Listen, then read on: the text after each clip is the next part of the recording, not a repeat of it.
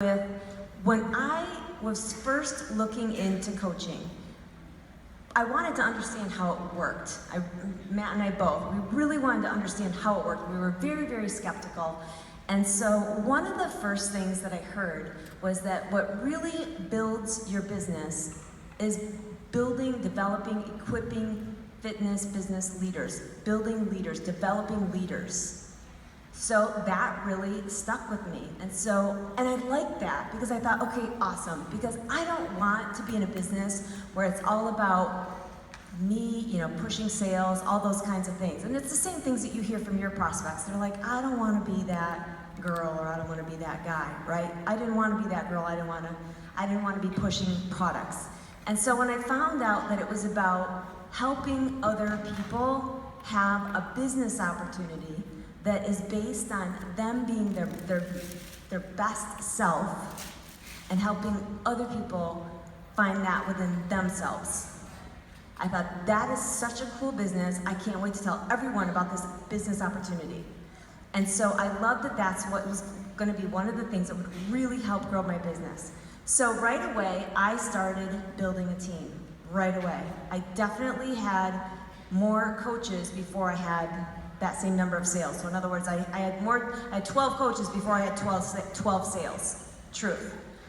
I was constantly, trying to inspire people into fitness. That's in my DNA. That's a given. So if I don't say that enough, that's only because I think that is a given.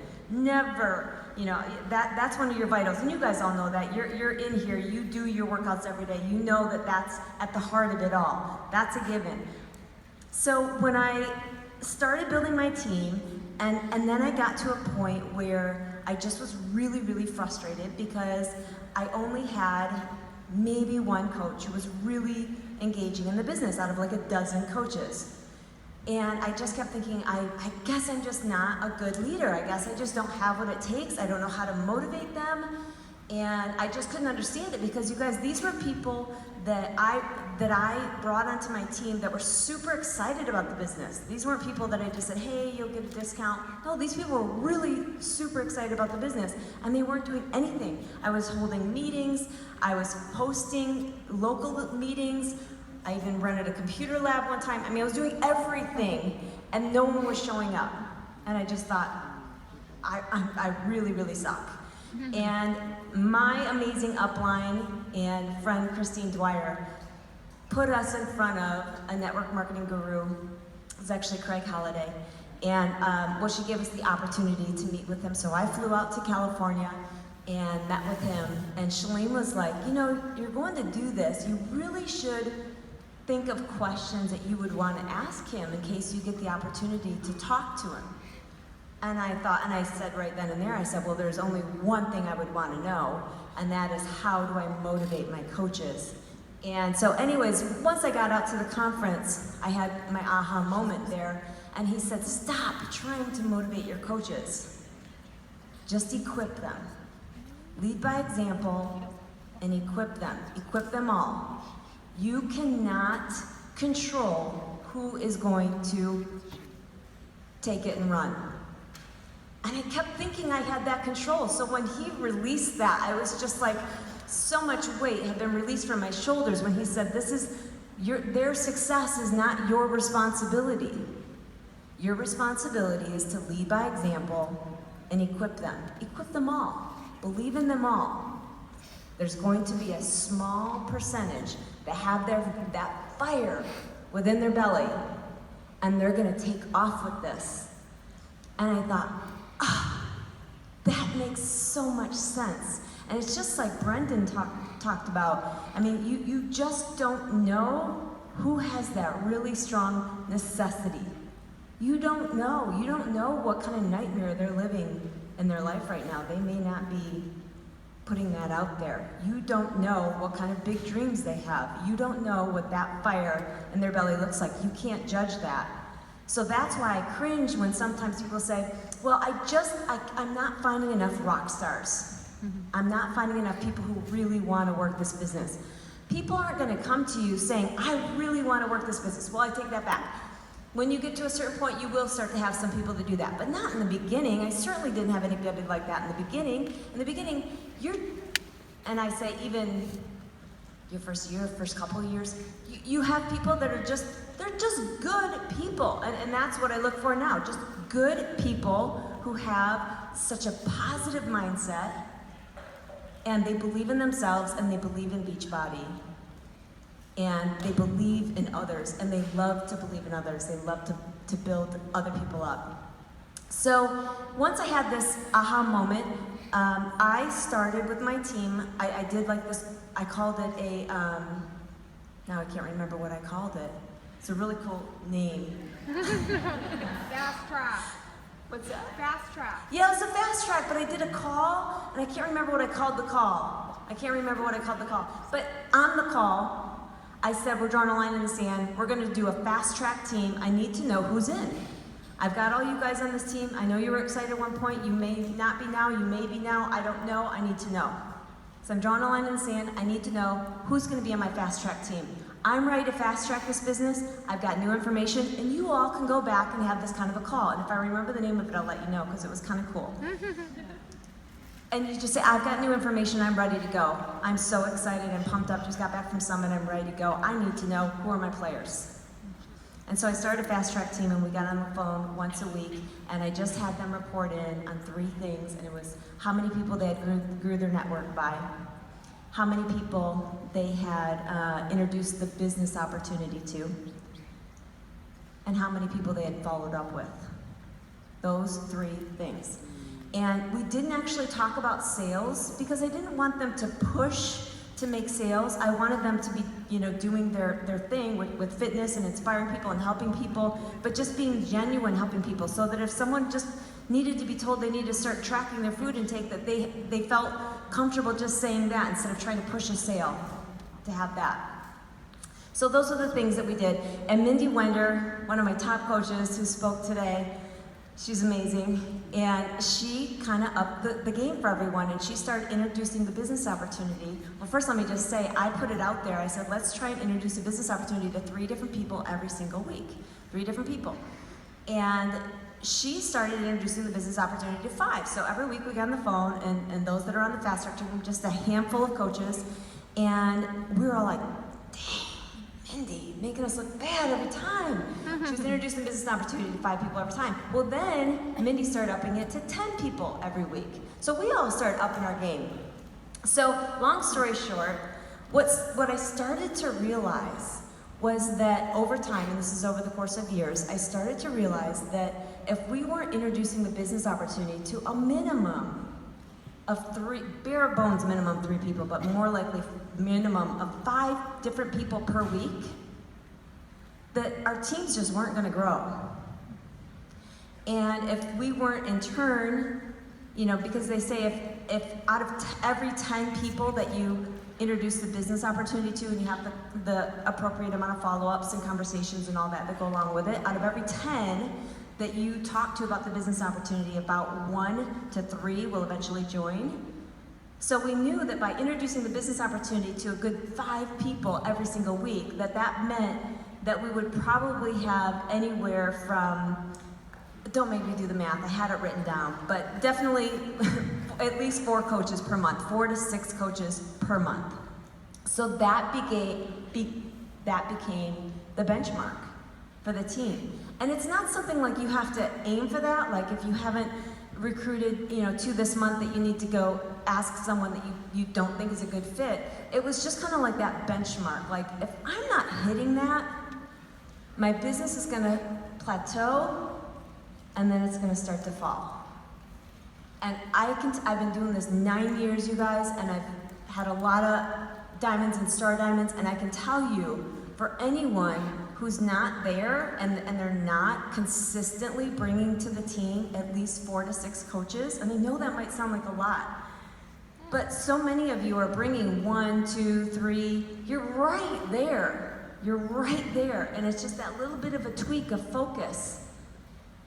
And any coach that has struggled and said, I don't know what's going on, I'm no longer, my volume's not there, my rank is not there, and my first question to them is, let's look at how many coaches you've been adding to your team over the last few months. Every single time, they've got way less than 4 coaches. It's 1, 2, maybe one month was 4, and then another month was 2, and then another one there was none, and then there was another one there was 1. Every single time, what happens is they start to lose confidence. They lose confidence in their recruiting. Okay, so if they're a good fit for coaching, you have to plant that business opportunity seed, okay? And so, so often, like I said, we look for that rock star person, the person that's, already on social media, maybe already has this amazing physique or whatever, and that's not what you should be looking for. Like I said, it just needs to be that person that has this amazing belief in themselves, they have an amazing, unstoppable, positive attitude, and they have that fire in their belly. I mean, I hate to use Mindy as another example, but I mean, Mindy, here she was like, I've never had a transformation story. I've been thin all my life. She said, I live in a very, very small town. I'm extremely shy. I'm an introvert. I have no social media following. She said, I've never been in a leadership type role. I mean, on and on and on and on.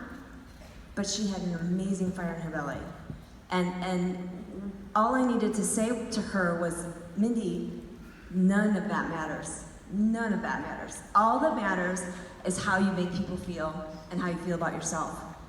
And you can do so much with that. And she obviously did.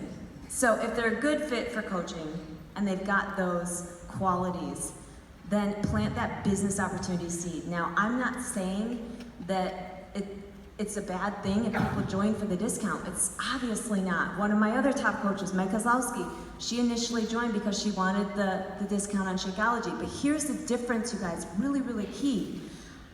I still planted the seed of the business opportunity first. I still kept talking to her about the fact that she had so much potential. I still kept building her confidence. I didn't lead with, hey, maybe you should do this for the discount on Shakeology, even though I knew she wanted that. I led with, you'd make an amazing coach. It's all learnable. Becoming a leader in this business, it's just something that you learn. So I kept planting that seed. I kept her on the emails. I kept her in the groups. I think too often what we do is we lead with the discount. Oh, you're already on Shakeology. Would you like to get the discount? Here's how you sign up as a coach. Or I think some coaches call them VIP members or something like that. I just think that can really get you in a bad situation because suddenly in your mind you kind of go, psh, they're over here. They're not wanting to work the business. And you tend to not include them on everything, or maybe they themselves have that self-fulfilling prophecy that they're a discount coach. I've had so many people come to me and say, oh yeah, I'm actually already a coach, but I'm just a discount coach. But now I'd like to really coach. I'm like, no, you're a coach, you're a coach. You can really coach now. Stay on the team that you're on, start coaching. But they've made that divide themselves. Okay, so if you aren't recruiting the minimum for smart growth, we call that the smart growth, then your team certainly isn't either. Trust me, whatever you're not doing, typically you're not training on it, you're not communicating it, you're not communicating the importance of it, so your team typically isn't doing it either. So what ends up happening at that point? Your volume starts going down, your rank starts to drop, everything starts to get negatively impacted. You again start to lose confidence, you start to lose momentum. Everything just kind of starts to go downhill if you're not, it's gotta be one of those non-negotiables. It's just like Success Club. I mean, hopefully all of you in this room have that non-negotiable. You're gonna hit Success Club, right? Same thing with building your team. It used to actually be a part of Success Club, I thought, or maybe it was a part of being elite, that you had to each month have like one that you brought onto the team. And I was kind of bummed that they took that away because I'm sorry, if you want to build this business, you've got to be building your team. Like I feel like that needs to be there still, because I feel like I feel like recruiting sometimes is like this dirty word, but I don't get it, to be honest. I don't get why that's like something that we need to brush over. It's amazing. This opportunity is amazing. I think our fitness, programs obviously are amazing, but to coach and be able to share that with other people and inspire other people, that's so much more fulfilling than being fit. So yes, I'm going to tell people about the business opportunity. So if you're not doing it, your team's not doing it. And we all know that that just impacts rank. I mean, people always say, well, how can I build my volume? How can I build my volume? Well, your volume will not build if you are not building a team of people who are building a team, of people who are building a team, of people who are building a team. Right?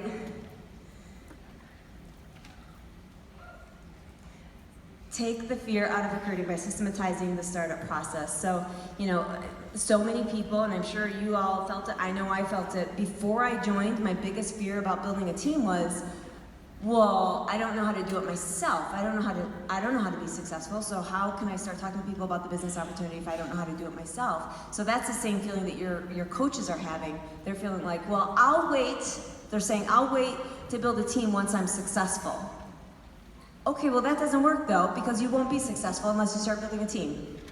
So you've got to start now and plug them into the resources we have. So right away on day one, I started building a team. And I knew nothing about what I was doing, but I started plugging them into resources that I had seen or heard of, or through my upline, Christine, just doing whatever I could and teaching them day to day, new things that I was learning every day. And I was Google searching things, but it was something, just plugging them in. We're so lucky now that we can plug them into so many trainings right away. But have something for your team, and it doesn't need to be anything complicated. Maybe it's a YouTube, playlist that you have them go through. But obviously, a new coach training. I have a new coach training that I do every single month. And so one of the ways that I systematize that startup process is that every single month I have a new coach training, and all of my coaches are invited to that, and I also call it a coach restart, so that when coaches see that that is starting again for the next month, that even if they haven't done anything with their business for they put on the back burner for the last year, or they have never done anything with their business, that they can jump in, and they've got a place that they can go. And they're all allowed to invite their coaches as well. And now, here's the thing though, we can't work our business for our coaches. We want to develop them as leaders, so I always recommend that if you have, 4 or 5 coaches, or you're diamond, you should be running your own new coach training. And so if I see that, one of my diamonds or 1 stars or whatever is inviting their coaches to my new coach training, I just am being honest and letting them know that they're not gonna learn as much from me as they are from you. They know you, they're inspired by you, they trust you, you know them. You have so much more meaning to them than I do. You might think you don't know as much as me, but they don't care what I know until they know I care. They know you care. So you need to be running your own new coach training. So I mostly have my newer coaches who are inviting their new coaches to that new coach training. But once I get to a certain level, I just kind of ask, you really should be doing these yourself. But if it's consistent every single month, people have the confidence to build their team because they know that's always going to be there. They feel that confidence. Beware of the discount coach label. I put this in as a slide just because I just wanted to make sure that this wasn't forgotten, but I did already go over it, that people make that distinct, either you might be making that distinction or they might be making that distinction, and it might be hurting more than you realize, and that people might actually not be working the business because they think you've already written them off, or they've written themselves off. Okay, so create a monthly strategy for an engaged, like-minded network that grows. So here's the deal with this. Obviously, we have all these different ways that we should be increasing our network, growing our network. And from there, we ask, are they like-minded? Do they have a business need? That's so important. That's why you've got to be asking questions. What do you do? How's work? How are the kids? What are their needs? And if yes, plant the seed, okay? But what I want you to understand is, we talk so much about, having our coach prospects coming from challenge groups. And there's just one thing I want to point out, that not all people join challenge groups.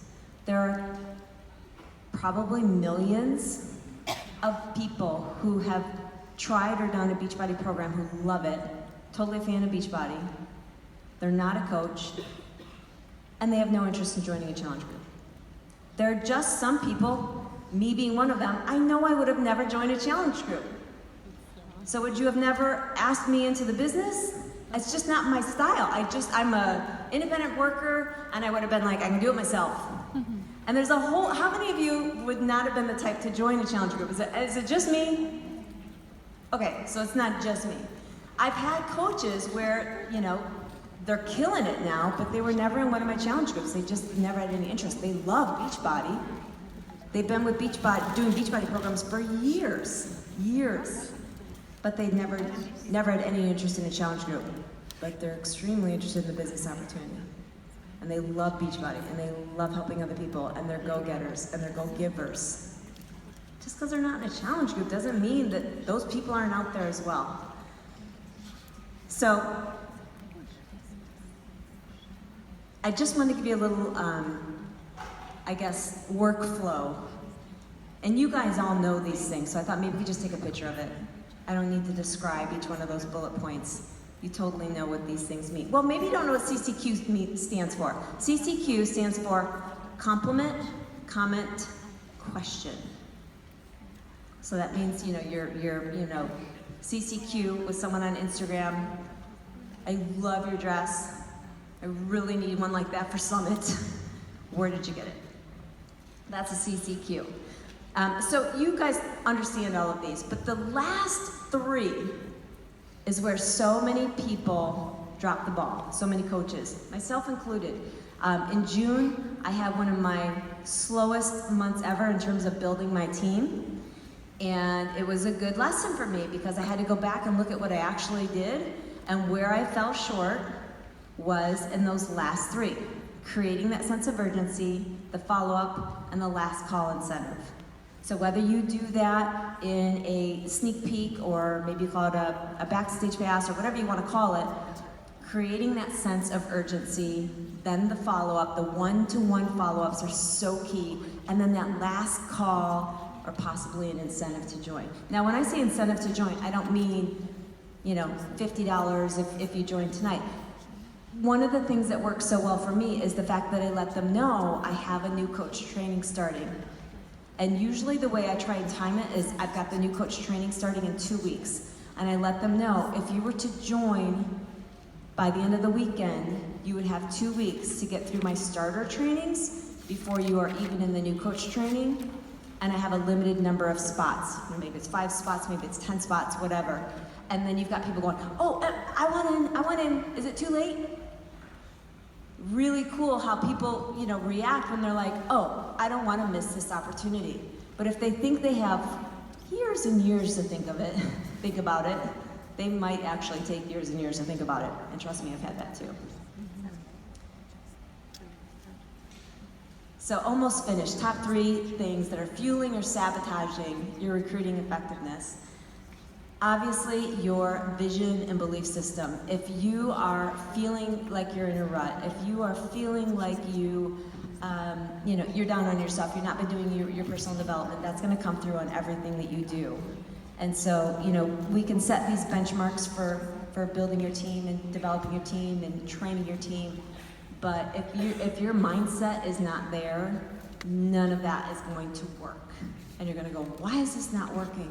I've introduced a business opportunity to this many people, and out of 50 people that I've introduced a business opportunity to, no one has shown any interest whatsoever. Something's missing there. And then number 2, obviously your social media presence and your brand and your vibe. That's all so important. People want to join a winning team. They want to join someone that shows energy and compassion, and that you're just really being really true to yourself. That shows courage, and people aspire to have that themselves, and they want to join that. They want to be a part of something. And then obviously your consistency and visibility on social media, because there are so many opportunities now, you guys. And what people are gonna do is when they have that moment where they've kind of hit rock bottom, and they're like, I need to change something in my life, something's gotta give. You want to be that person that comes to mind right away. So many times when I've posted on Instagram about the business opportunity, whenever I bring a new coach on the team, I always ask them, like, what made you decide to join, and where did you find me, and blah, blah, blah. I have this whole questionnaire. And obviously we're talking back and forth too, but I have a specific questionnaire to make sure I understand exactly why they're there. And one of the things that always comes up is that they had hit a point that day or that week, and they just realized that this is something they needed to do when they saw my post, or when they saw my message, or whatever. So it was a matter of me showing up. It wasn't a matter of them just coming to me. It was a matter of me consistently being there. So it's just so incredibly important. And lastly, they don't know your rank. You might think they do. You might think that it'll be easier once you get to a certain rank, or you get to a certain status, or whatever, or I have coaches all the time, they'll say, it would be so much easier if I was making more money. I'm like, why? I don't tell people what I make. And I certainly wasn't telling them that when I was in my first week of making nothing and building a team. I just told them about the potential, because it wasn't about me, it was about them. It's totally not about me. They only know if this business fits a need for them. And they only know if they trust your leadership. So make sure that you are providing them with that assurance and that belief in them. Thank you.